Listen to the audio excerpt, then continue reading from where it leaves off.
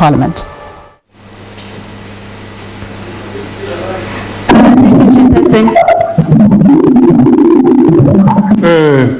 Ndate beki khate re kopa o kwale mic ya hao ntate wa re hlopha ka ntlong ka mona re ukwane ukwana ka lebaka la hao.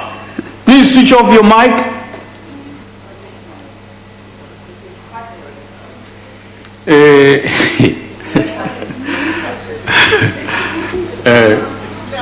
Honorable Hade ka usiphathi kakuhle sikhulumi ngawo uzwe kahle ukuthi sikhuluma ngobani sisihlupha. EFF, please proceed, ma'am. Thank you very much, Chairperson. 2 weeks ago, the EFF made a call for this House to note and address the deteriorating state of higher education, focusing primarily on the failure of the DHET to facilitate a smooth start to the academic year and the inability of NSFAS to pay fees. The EFF further requested an urgent meeting to be convened between the Minister, university VCs, TVET principals and SRCs with the intention of working on amicable solutions to the looming crisis. The ruling party on that day boldly and vehemently rejected this noble request, and today, not only are we sitting with the national crisis of student protests, but innocent lives are being lost in the process. The EFF stands here today, Chairperson, to reiterate the call for free decolonized education, which it has made in this House way too many times. A call made by the fees must fall generation, generations before it, and the current generation of young black hopefuls. In the interim, we request all institutions of higher learning as an immediate measure to allow all students to register without paying registration fees, lift all fee blocks and scrap historical debts, increase enrollment as learning is online anyway, and ensure speedy provision of all learning materials. We further not only request for more money to be directed to the higher education, but for fee-free education model to be revisited as the NSFAS model still continues to fail. It too is not feasible. Thank you very much, Chairperson. I know you mean Deputy Speaker, right? ANC?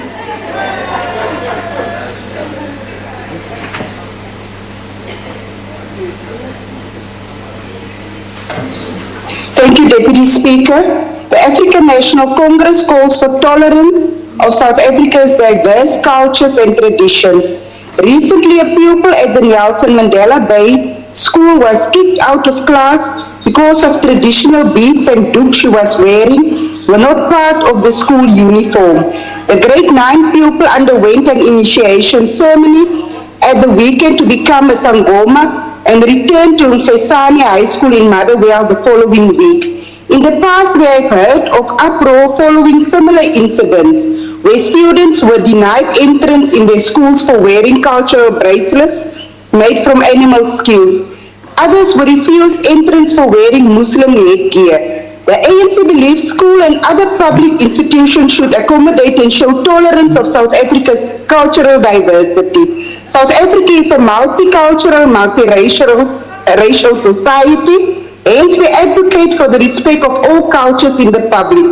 We condemn in the strongest terms any form of discrimination, particularly on the basis of cultures. I thank you. Thank you. IFP?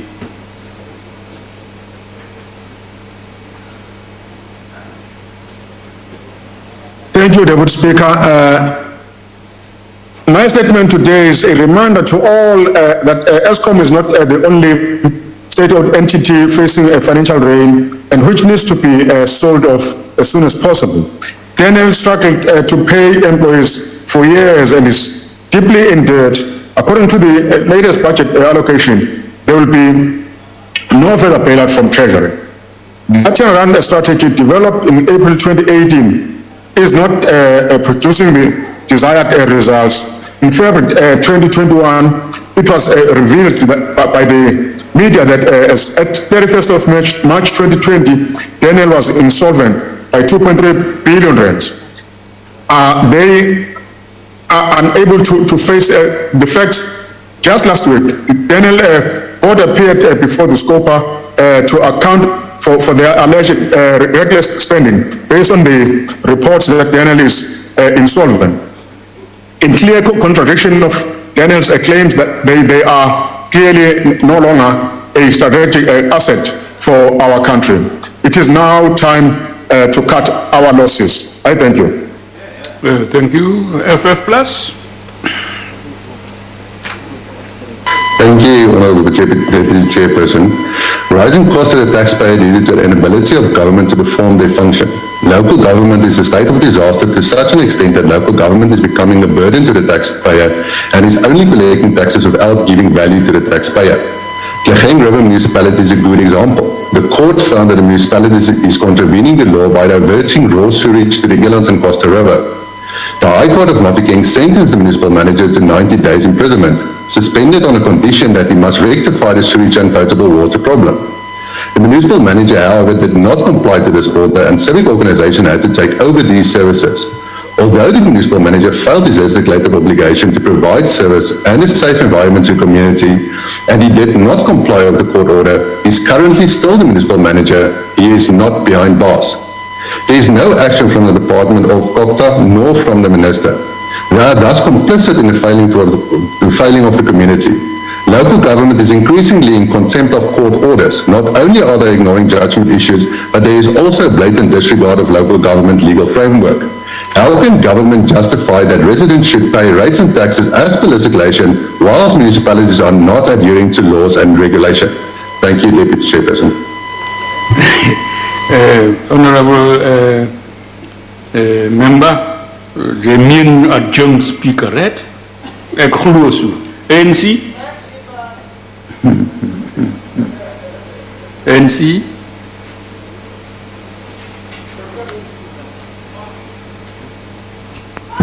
Thank you, Deputy Speaker.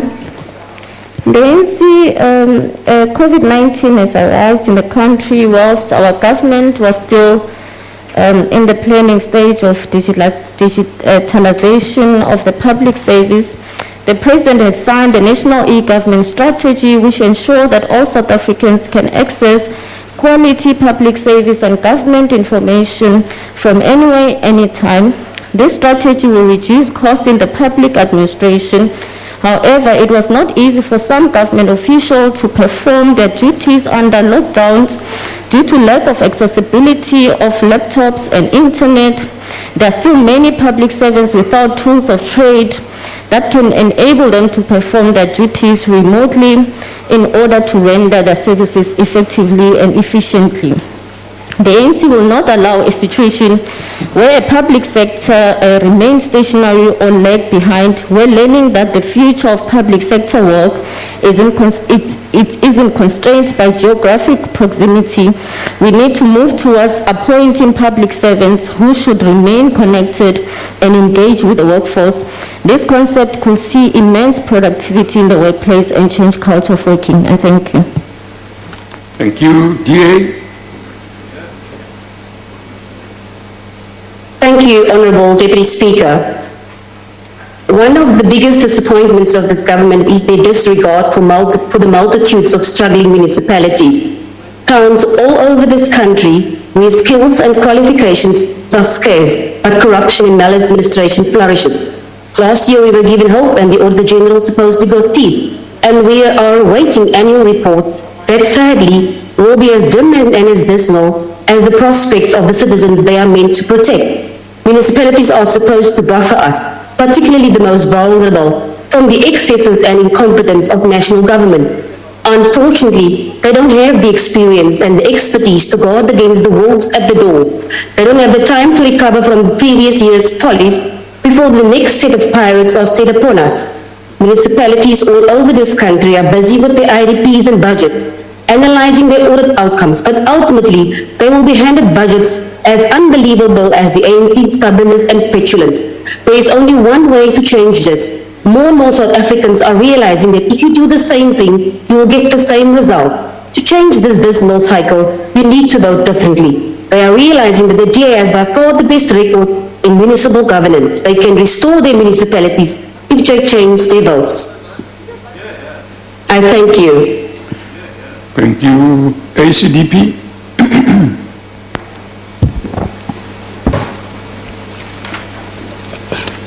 Deputy Speaker, the ACDP launched a High Court application against the South African Health Products Regulatory Authority, SAHPRA, and the Minister of Health to secure access to ivermectin as a treatment for COVID-19 on the 27th of January 2021. At the same time, SAPRA launched a program to give limited access to ivermectin in terms of Section 21 of the Medicines and Related Substance Act.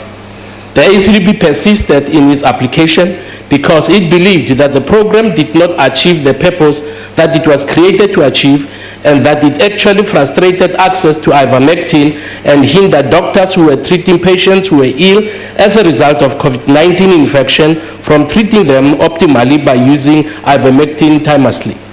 The thrust of the ACDP's case was that prior to the program, doctors were entitled to prescribe ivermectin, and authorized doctors and pharmacists could compound it without having to make any application to SAPRA. SAPRA's program prevented the compounding of ivermectin medicine and thereby reduced the public's access to ivermectin. On Monday, 15 March 2021, SAPRA informed the ACDP that an ivermectin product should be registered by Wednesday, 17th March 2021. This means that as soon as this product is registered, doctors can prescribe ivermectin without having to apply to SAPRA to do so. And compounding the pharmacist, doctors can compound ivermectin for human use. This is a great victory for the ACDP and the people of South Africa who have been suffering under the scourge of the pandemic. Thank you, Honourable Member. I was waiting for you to finish. Now you're taking more than enough seconds additionally, which was not allocated to you. ANC? The African National Congress condemns in the strongest terms the ongoing attacks on foreign nationals in the Durban CBD. Recently, a group of unknown suspects attacked informal traders in the city of Durban, leaving several people injured and traumatized in what can be regarded as xenophobic violence. Police and metro businesses were petrol bombed. The ANC is deeply concerned at what appears to be criminal elements sowing discord in our communities by exploiting grievances around unemployment, crime and drugs. No matter what grievances people may have, there can be no justification for the acts of arson, assault and looting. We call upon law enforcement agencies to maintain vigilance and firmness in dealing with this despicable act of violence. Equally, our government must deal harshly with sporadic lawlessness and violence in the country. South Africans should respect, protect, and promote the rights of all in the country. The community leaders should also play an active role in mobilizing communities against violence and xenophobic. I thank you. Thank you. NFP? Thank you, Deputy Speaker. The National Freedom Party notes with concern the harassment, intimidation, threats and killing of foreign nationals, including the burning of shops, destruction of their business and looting. A further matter of concern, Deputy Speaker, is that the allegations are rife that those responsible are MK veterans aligned to the African National Congress, with no attempt by government and limited action by South African police services to put in place measures to protect foreign nationals, allowing them to live with dignity and respect on the South African soil. And the National Freedom Party is further concerned that despite the cries from foreign nationals in South Africa, it appears that their cries for help are being totally ignored by the authorities in South Africa. The National Freedom Party further wants to bring to the attention of all South Africans that many of these foreign nationals are from countries that have been in the forefront of the liberation of South Africans from the apartheid regime. Thank you. Thank you. ANC? Thank you, Deputy Speaker. The ANC condemns the constant violation of labor rights by the owner of Tiangara Farm in Kraaifontein in the Western Cape. It cannot be tolerated that workers are still working under these terrible conditions when the government has passed progressive legislation that protects the rights of workers. Recently, the workers supported by Women on Farms project downed tools to picket in front of the farm premises. Among their grievances was that the farmer, Arthur Gee, swears at them, does not supply personal protective equipment, but forces them to work immediately after spraying pesticides. They claim there is no contracts for casual workers and they are being overcharged for electricity. In its report, the Department of Labor visited the farm in 2019 and instructed the farmer to rectify various issues, but till today, the conditions are still the same. The employees complained that they have no water, use pit toilets which are dangerous and are a health hazard. They further claimed that they get charged 250 rands for 50 units of electricity, which is deducted from their salaries, and they cannot buy electricity anywhere else.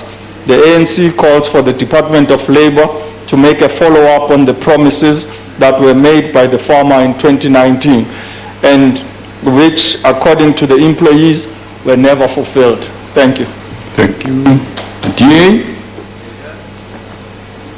Deputy Speaker, COVID-19 must be one of the smartest viruses in the world.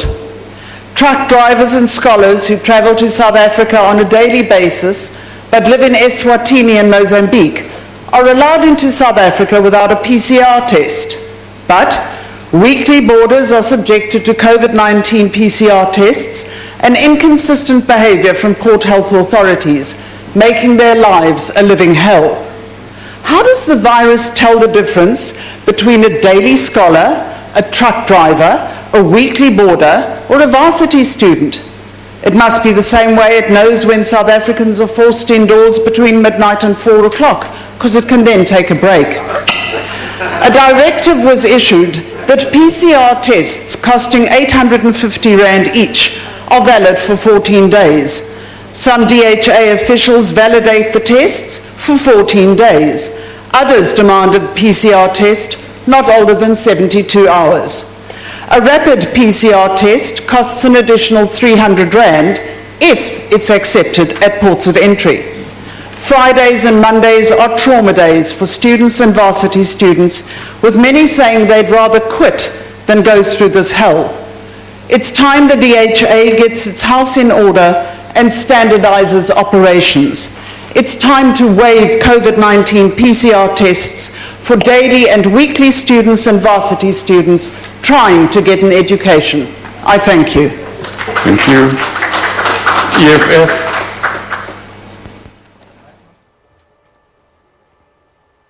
Deputy Speaker, the Economic Freedom Fighters wishes to send its deepest condolences to the friends, family and loved ones of the late Mkhwebane Mkhwebane, was brutally murdered on Wednesday, the 10th of March 2021, in a graphic and unwarranted show of violence. Cowards who referred to themselves as police shot and killed Mkhwebane Mkhwebane as he was exiting a clinic from which he had received medical treatment. The callous act of bloodthirsty criminals who prey on students while failing to protect our communities have broken a family. His children. All right, this is where we say goodbye to our SABC3 viewers. Of course, we're going to continue to stay on Parliament after this.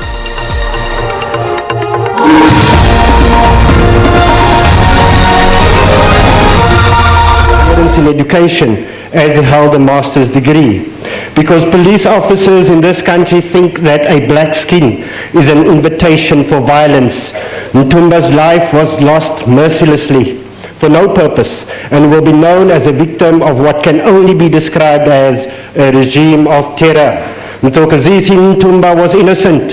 He was as innocent as Andries Tatani, Mambush Noki, and the workers of Marikana. He was as innocent as Mlungisi Madonsela and an entire generation of young people who have decided to adopt free education as their generational mission. He will enter the gates of heaven to tell the painful story of a former liberation movement that has adopted bloodshed as a service delivery program and has become the pride and joy of Hendrik Verwoerd, D.F. Malan, Spoke Botha and F.W. de Klerk. Ntumba will tell the tale of a government that disturbed the streets of our townships and the campuses of our schools into a floodplain, lamenting all those who dare to demand a better life. May his family find comfort. May his soul rest in perfect peace. Thank you, Speaker. ANC. Thank you, Deputy Speaker. Members, please count the minutes you were given. You have no mandate, no authority to extend your time from anybody. Go ahead, ma'am. The ANC would like to take this opportunity to convey words of appreciation to all frontline public servants who remained resilient since the advent of coronavirus in the country. This pandemic has made us realize the amount of things we take for granted in life, not to mention life itself. Every one of us has realized how important are our frontline workers today. These cadres never retreat from serving the country with distinction when dark cloud hit South Africa on the 5th of March 2020. Government have lost so many public servants due to coronavirus, but those who remained continue to serve our communities with excellency and distinction. To all frontline public servants, wherever you are, please receive our sincere appreciation and hugs. Unfortunately, we can't physically meet every single employee, but through this platform, we say you are our heroes that deserve to be celebrated. Continue to serve, because some of you, it wasn't because you liked to be in the frontline position, but it was a calling. You have made it possible for us to say saving our lives and protecting us during all levels of the lockdown. The ANC notes and appreciates your service throughout and even your time has expired. I thank you, Deputy Speaker. PAC.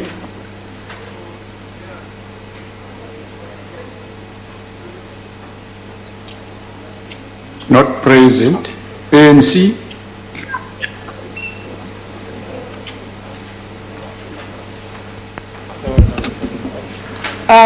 We welcome the recent historic successful rocket launch conducted by the Department of Science and Innovation, which broke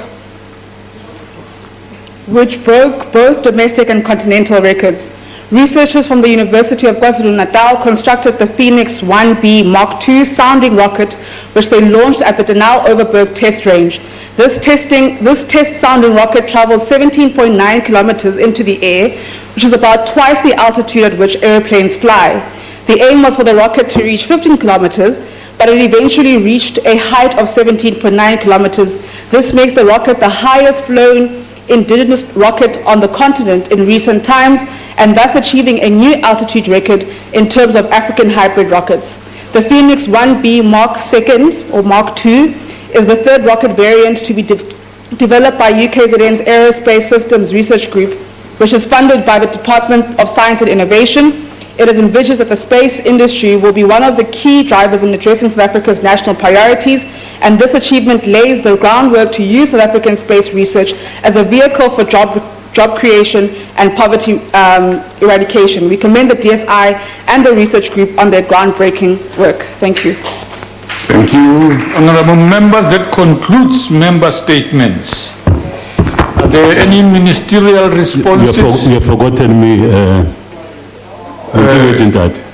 Mamela Ndati, I can't forget you. You are not on my list.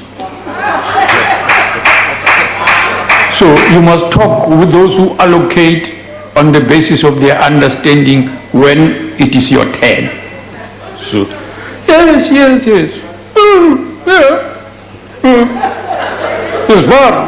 There's one's there, key. Let's call for ministerial responses. Any minister in the house, outside, on the virtual platform? I have my hand up, Honorable Deputy Speaker. Go ahead, Minister Nzimande. Yes, and there were two comments by two honorable members, Deputy Speaker. Firstly, I would like to welcome Honorable Mapulane's expression of condolences on the death of Mr. Ntumba. We share that as the department and as government, and we are pleased that the Minister of Police is committed to deal with this matter. I also want to say that to both Honorable Mapulane that we are pleased to say that as government, we have met our NSFAS obligations for the academic year 2021. In other words, our commitment to support the children of the working class and the poor has been met by this government. We're going to be supporting over 700,000 students in universities and in our TVET colleges this year. And that's government policy.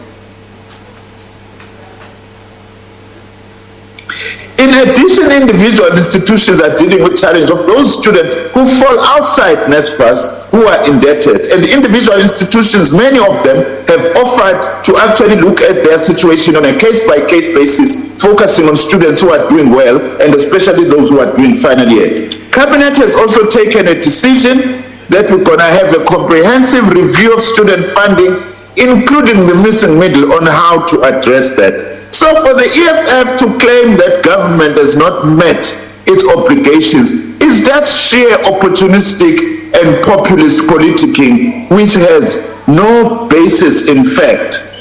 And Honorable Mkhwebane, we want to say thank you for your comments on the launch of the rocket, which actually shows the capacity, the scientific capacity of South Africa and the extent to which government, despite limited budget, is investing in science, which leads also to the training of young scientists, as well as improving our own understanding through space science of the earth that we live in, so that we are able to create a better situation for everybody, and science which will also put us in good stead to be able to fight both the current as well as future pandemics. Thank you very much, Honorable Deputy Speaker. Thank you. Honorable Ngesi.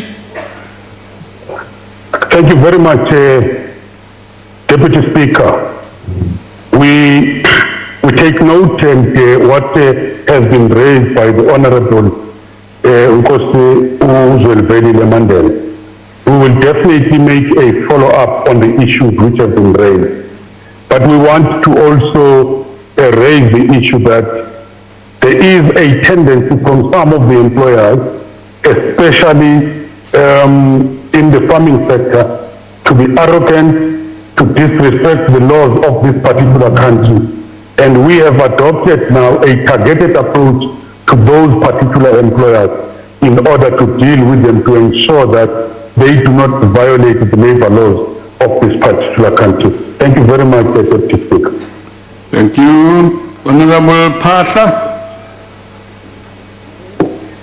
Thank you, Honorable Deputy Speaker, and thank you to the honorable members. Honorable Deputy Speaker, I want to assure the honorable members and the public at large that the South African Health Products Regulatory Authority is acting in the best interest of all South Africans.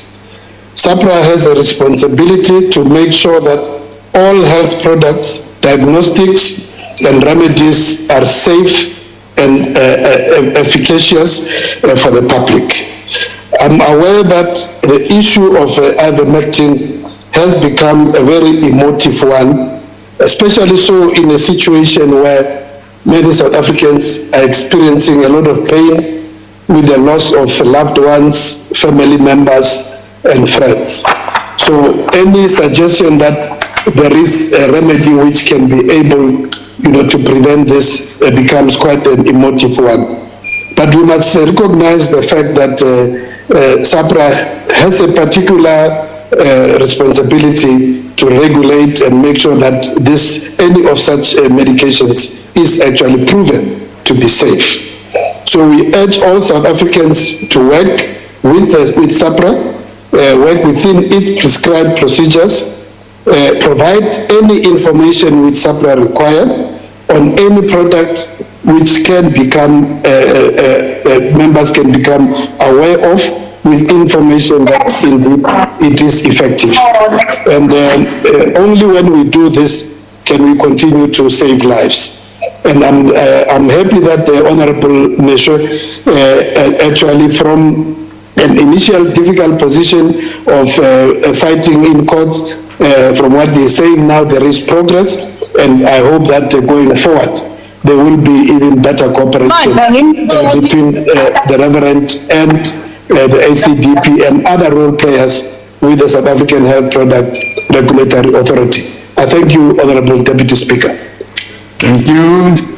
Honorable members, please attend to your microphones. We know this happens, but please switch off your microphone.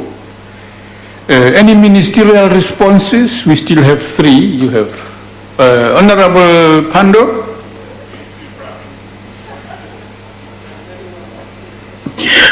Thank you very much, Deputy Speaker. Deputy Speaker, in response to the ANC statement concerning digital resources, it's important to reiterate that the government is making every effort to ensure that we are able to offer all the necessary tools to public servants to be able to carry out their duties in the context of this virtual environment, and to ensure that they remain safe from COVID-19.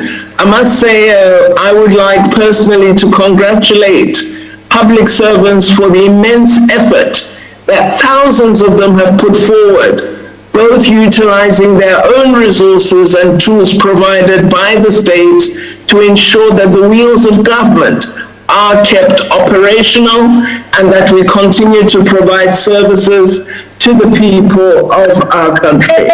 Indeed, we are enhancing our digital strategy and ensuring that more and more South Africa is able to utilize all the available tools for digital communication to ensure that we become a fully modern society. And I believe we have done very well in 2021 and will grow from there. Chairperson, I also welcome the statement of the African National Congress condemning all attacks against the businesses of poor people in our country, particularly those who come to South Africa seeking refuge and assistance. The diabolical attacks are totally to be condemned, as the ANC has done, and they cannot in any way be cast as attacks by military veterans of Umkhonto weSizwe. No true veteran of Umkhonto weSizwe would conduct themselves in that way against the defenseless who are merely trying to generate a basic livelihood. The attacks are to be rejected, and I agree fully with the call of the African National Congress that the security organs, particularly the police service, must do all that they can to arrest the perpetrators and ensure that every person in our country is safe and that we respect all human beings. I thank you, Chairperson. Deputy Speaker. Thank you. Honorable Dlamini Zuma. Thank you, Deputy Speaker.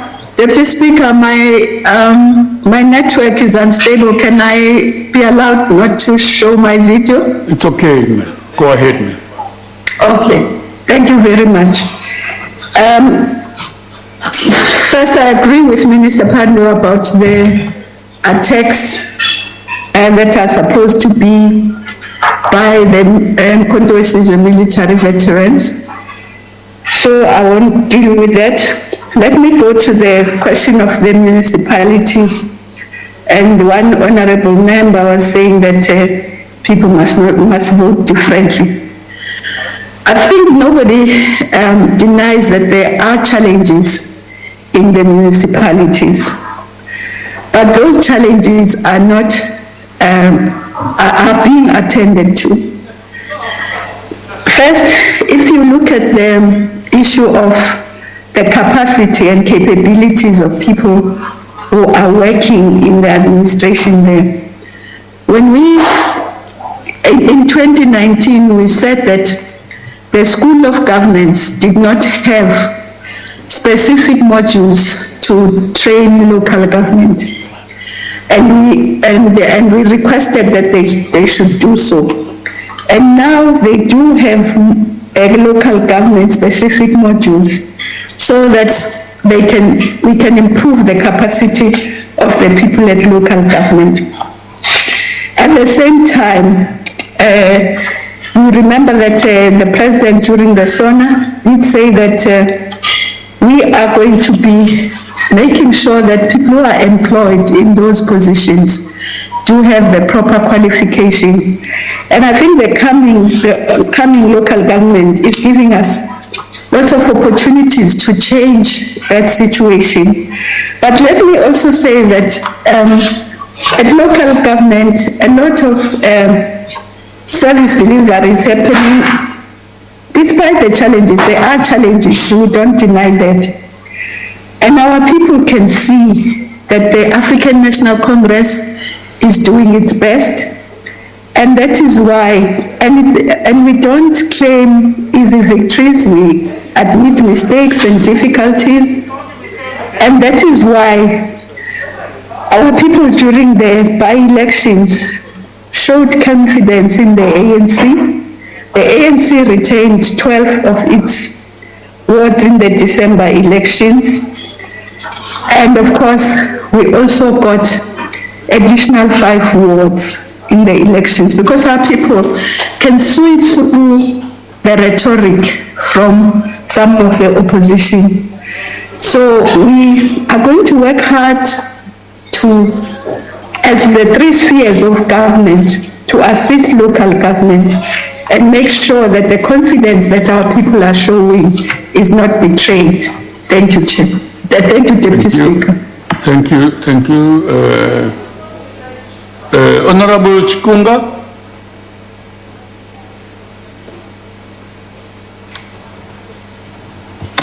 Ngiyabonga Deputy Speaker, ngamukele futhi i-statement sika Honorable Mkhwebane obonga abasebenzi bakahulumeni ngalesi sikhathi ngomsebenzi omuhle abawenze ngalesi sikhathi se-COVID-19.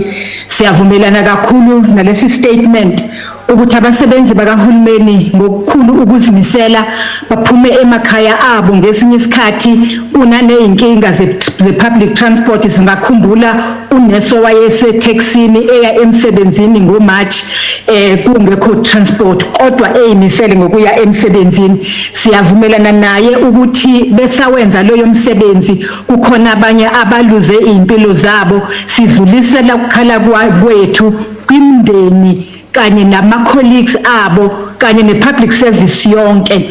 Baqhubekile basifundisa ngesifo ebesingasazi ukuthi sivikelwa kanjani nokuthi sibonakala kanjani nokuthi uma ngabe sesingenile yini into esingayenza. Lokho okwenza ukuthi noma bekhona abaningi abasishiyile kodwa abaningi baphilile. Sibonga kubasebenzi bakahulumeni labo abahlala bephambili nalabo abaprovide ama-services esithi kuwo ama-essential services ngalomsebenzi oncomekayo. I-South Africa iyohlala ibabonga njalo. Ngiyabonga mphathi. Deputy Speaker, thank you. Thank you very much. Honorable members, that concludes ministerial responses. The Secretary will read the first order. Consideration of Local Government Municipal Structures Amendment Bill and of Report of Portfolio Committee on Cooperative Governance and Traditional Affairs thereon. Thank you very much. Honorable members,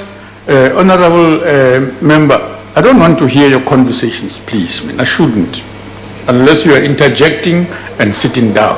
But I shouldn't hear your conversations. Please. Honorable Mutambi, Gome, we're listening to you. Dimasiari, Deputy Speaker, thank you so much.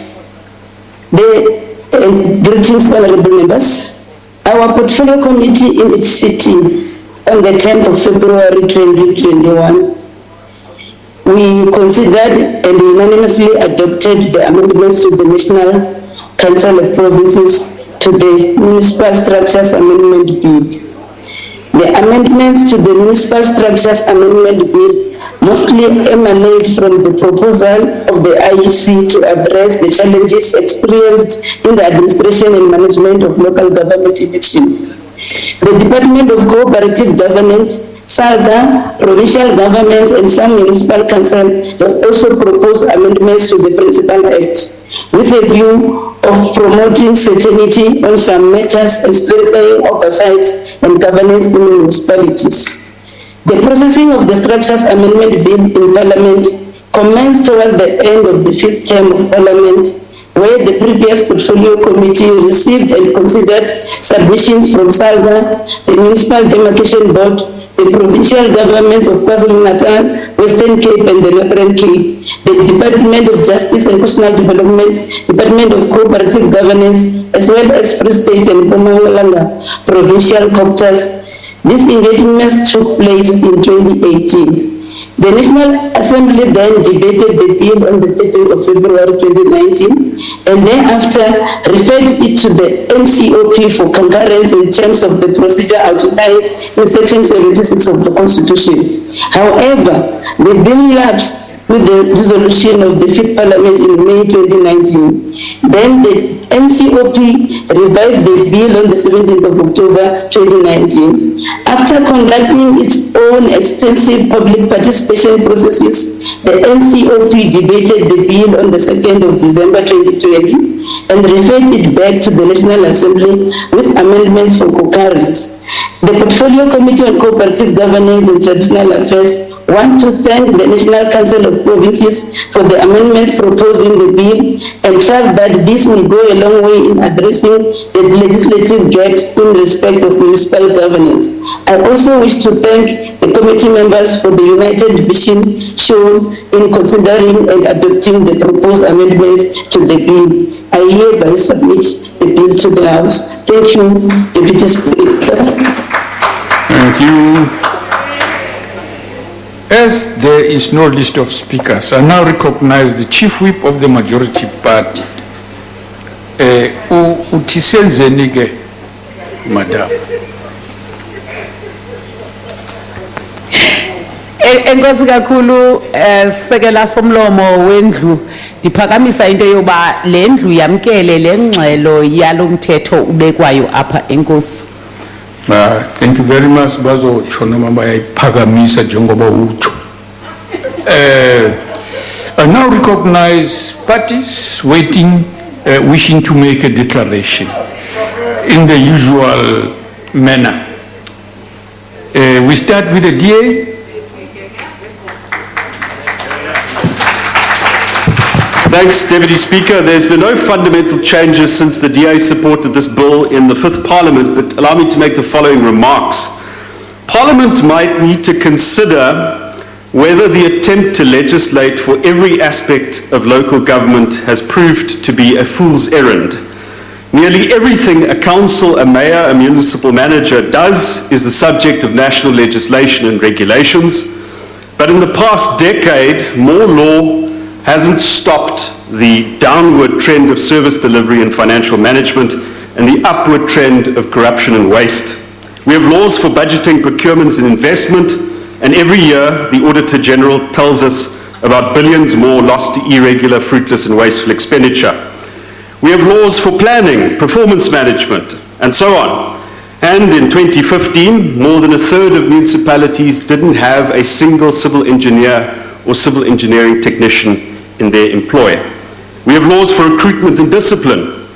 And in Katleng River, Ugu, Msunduzi, other municipalities, ANC cadres get CEO salaries but can't provide drinkable water. For every eventuality in local government, we have laws, and in large parts of the country, ANC mayors, councillors and deployed cadres are rolling back the frontiers of development. Save for a bill that deals with intergovernmental relations and interventions in terms of Section 100 and 139 of the Constitution that's been lagging since 2013 and is very necessary.